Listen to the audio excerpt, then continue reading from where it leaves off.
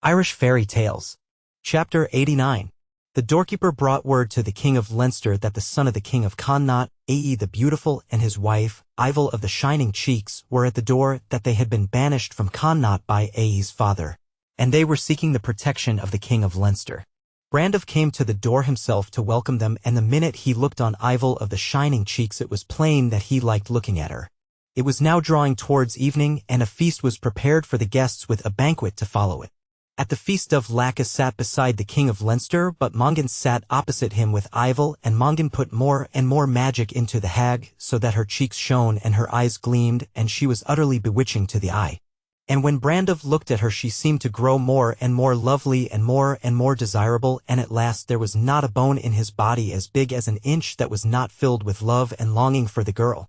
Every few minutes he gave a great sigh as if he had eaten too much, and when Dubh Lacca asked him if he had eaten too much he said he had, but that he had not drunk enough, and by that he meant that he had not drunk enough from the eyes of the girl before him. At the banquet which was then held he looked at her again, and every time he took a drink he toasted Ivel across the brim of his goblet, and in a little while she began to toast him back across the rim of her cup, for he was drinking ale, but she was drinking mead. Then he sent a messenger to her to say that it was a far better thing to be the wife of the King of Leinster than to be the wife of the son of the King of Connaught, for a king is better than a prince. And Ivel thought that this was as wise a thing as anybody had ever said. And then he sent a message to say that he loved her so much that he would certainly burst of love if it did not stop. Mongan heard the whispering, and he told the hag that if she did what he advised she would certainly get either himself or the King of Leinster for a husband. "Either of you will be welcome," said the hag. "When the king says he loves you, ask him to prove it by gifts. Ask for his drinking horn first."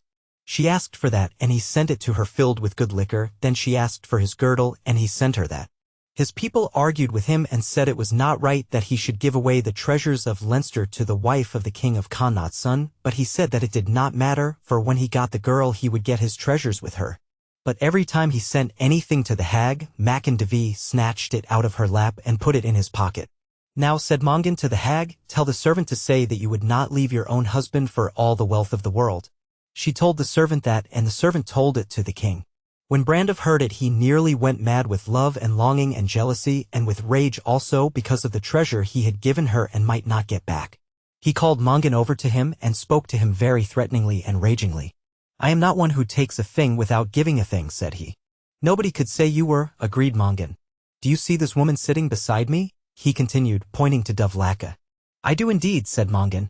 "Well," said Brandon, "this woman is Dubh Lacca of the White Hand that I took away from Mongan. She is just going to marry me, but if you will make an exchange, you can marry this Dubh Lacca here, and I will marry that Ivel of the Shining Cheeks yonder."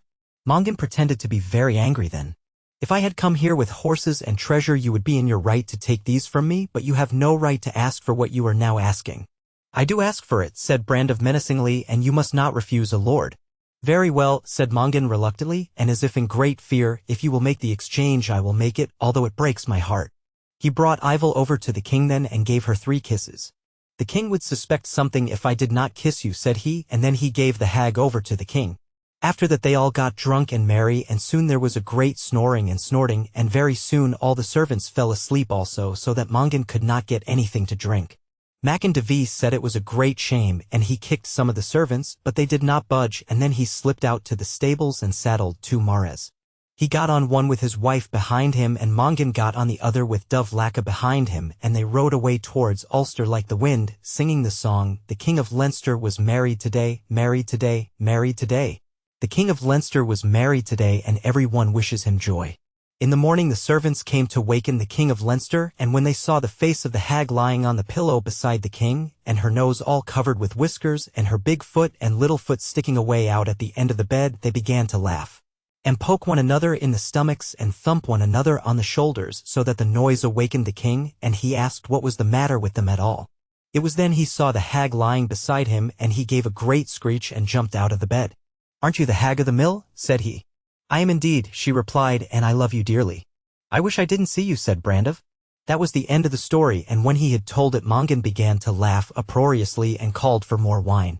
He drank this deeply, as though he was full of thirst and despair and a wild jollity, but when the flame lady began to weep he took her in his arms and caressed her, and said that she was the love of his heart and the one treasure of the world.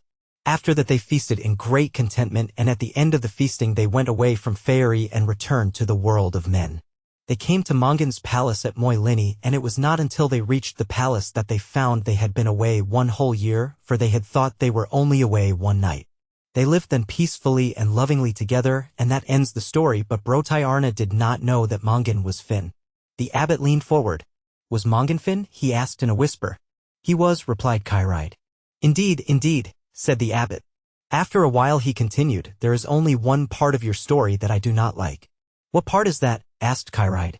"It is the part where the holy man Tybraid was ill-treated by that rabbi by Mongan." Kyride agreed that it was ill done, but to himself he said gleefully that whenever he was asked to tell the story of how he told the story of Mongan he would remember what the abbot said.